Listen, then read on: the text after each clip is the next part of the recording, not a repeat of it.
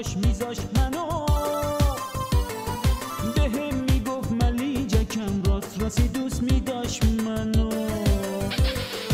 یه کوسه بودم که امام تو حوض نگه میداشت منو،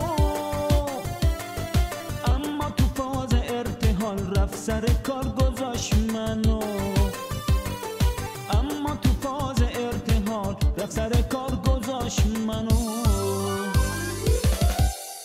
کاشکی تاج سلطنت بشینه روی سرم، من بشم شاه اکبر و بسیجیا دورو برم.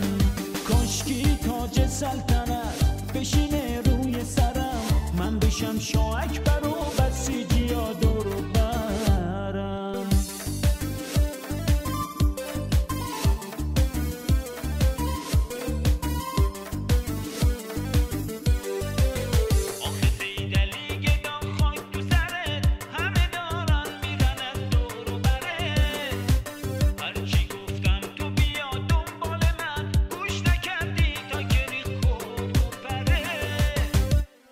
کاشکی تاج سلطنت بشینه روی سرم، من بشم شاه اکبر و بسیجیا دورو برم.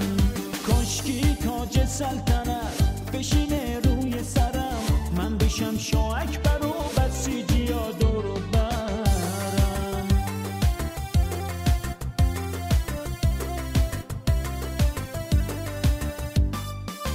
جا میکردم خودم و تو دل شیطون بزرگ، جای کوسه به میگفتن حاج آقا اکبر گل. عبای سیدعلی رو فرشی میکردم زیر پا،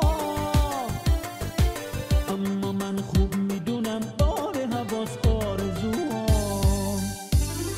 کاشکی تاج سلطنت بشینه روی سرم، من بشم شاه اکبر و بسیجیا دورو برم.